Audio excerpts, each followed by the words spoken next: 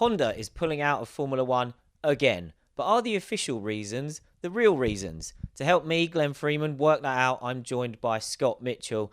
Now, Scott, you're effectively captain Honda for us. So once they pull out at the end of 2021, are you out of a job? I hope not. It's a fair question, though. No, it is obviously quite an emotional and sad bit of news. I'm quite close to a few of the people who are really heavily invested in this project, and I know how hard this has hit them. But journalistic neutrality, I'm going to keep emotion out of this. There are going to be no huge digs thrown at anybody. I'm just going to try and give the reasons with a little bit of reading between the lines as well. Yeah, and I'm sure by 2021 or 2022, we'd have come up with something else to talk about other than Honda. So make sure you subscribe to the channel if you haven't already. And to those of you who have, thank you so much for your support so far. But let's get on with Honda's official reasons before we try and dig behind them, or as Scott said, read between the lines. And I've had to write this down to make sure I get it right. So the understanding from Honda, publicly at least, is they are redeploying the F1 project's resources into a major automotive shift towards electric vehicles and new technology, and this is not a decision motivated by short-term financial pressure. So, Scott, that's what Honda are telling us. Are you satisfied that's the full story? No, not really. That's why I'm here. It's a half truth. I think there is a lot more to it. Honda has picked this as the umbrella explanation or justification behind it, but like all these things, it's multi-layered. There's plenty of reasons which we're going to get into in this video. Yeah, one of the obvious questions people are asking is this a result of Honda not getting enough success? To us, or to me certainly, I would say that the fact they've been winning races again, now with two teams, is a great success from where they were with McLaren just a few years ago. But is that one of the problems, the fact that Red Bull Honda as a package can't catch Mercedes? I think it might have been the final nail in the coffin. I think if there were other factors sort of more leaning towards supporting the program, I think it could have survived. Because, as you say, the turnaround from the dark days of McLaren has been pretty emphatic. I think they've won 5 races, is it, across both teams. They're the only engine manufacturer that's won with 2 teams in this engine era. So there has been success, but nothing like what Honda would really want, especially for the amount of money that it's putting in. Now, with any F1 project, we have to consider the financial side, even though, of course, Honda said this wasn't a short-term financial decision. But what do we know about how much they've been spending, and were they really getting a return on it? We don't know a huge amount about the specifics of what they're spending, but we know that the specifics are they're spending lots. It's an enormous program. It's hundreds of millions in pounds. Yeah, a Japanese company, so I should stress it's in pounds. Hundreds of millions of pounds a year, basically, going into this. It's an enormous spend, and when you think of where they were, that spend hasn't exactly been able to be let up. Then they joined forces with Red Bull, and there's this huge project to fight for wins, and they want titles. So again, you can't let up. Mercedes is miles clear. You can't let up. They keep getting better and better. But Honda is still a massive company, even in a year like this, with the weird year that everyone's having and the challenges associated with it. Honda's profit as a company is still like multiple times what it would spend on F1.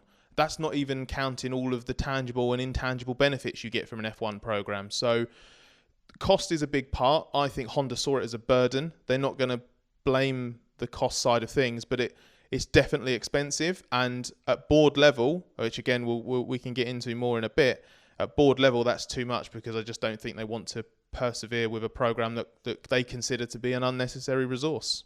You mentioned some of the tribalism there, and obviously one of the things some people are saying is this is Honda. They always pull out. This is going to be the 4th time they've quit F1.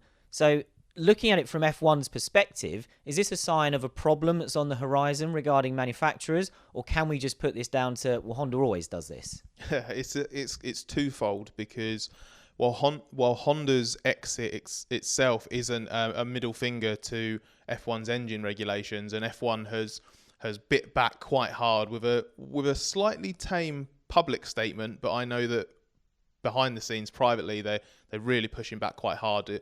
They don't feel that their tech is irrelevant, and they really rail against the idea that this Honda withdrawing proves that it is irrelevant.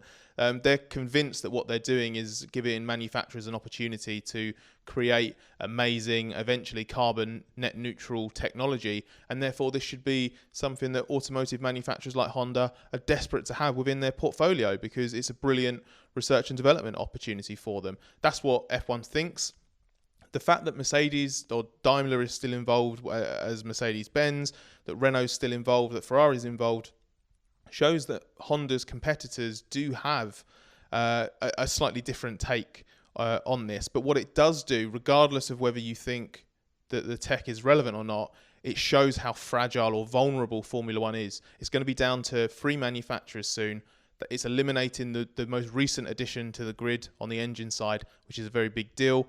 And it means that if one more goes, what if Renault decides that the Alpine Fernando Alonso project that starts next year isn't quite worthwhile? What if they can't get another customer? What if they can't make that make sense? You're down to 2 engine manufacturers and no sign of any new ones coming in before 2026 with new engine regulations. So, like it or not, this brings that discussion into the foreground, and it gives F1 quite a big headache, and probably a bigger one than they're ready to admit publicly at the moment.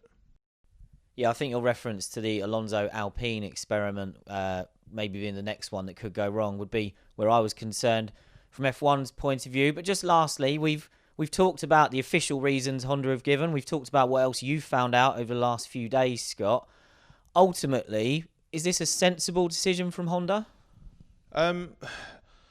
Look, the board only needs to justify it to themselves. They don't. If they don't get F1 or care about F1 or see value in it, then it's not worth continuing when it takes, let's put a figure of £300 million down. If it's costing them £300 million a year, as an engine manufacturer, you don't get any prize money. They're not the primary beneficiary of branding on the cars that they're on either. So in a pure black and white terms, why would you continue spending an absolute fortune on something that you're not massively committed to? So from that point of view, I think it does make sense, or it's at least difficult to criticise too much, because they don't need to justify it to anyone except themselves. So from that point of view, it's kind of hard. You kind of just have to accept it, because that's how it is.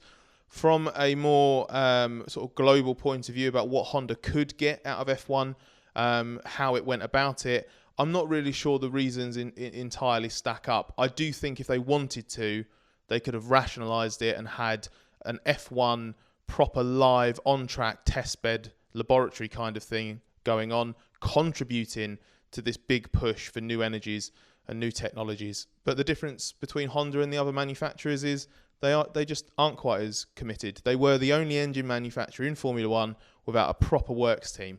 So that ultimately tells you everything you need to know about where Honda saw its F1 commitment, where it was willing to put its money where its mouth is, and ultimately why it's fallen short. There's a reason why Mercedes is about to win its 7th consecutive F1 title, and Honda's leaving F1 for the 4th time. And it's going to have left F1 in this engine era, having joined after Mercedes started winning, and it's leaving before Mercedes stops winning. So that tells you all you need to know about exactly where Honda's priorities and performances lie. So there you have it. We've looked at what Honda's told us publicly. We've looked at some more reasons that we've found out. Let us know in the comments what you think of Honda's decision. Did they make the right call? Will they end up in Formula E if suddenly electrification is what they're obsessed with? And if you think we've shed some more light on what's going on here, by all means give this video a like. Subscribe to the channel to make sure that you see whatever we're going to talk about next time.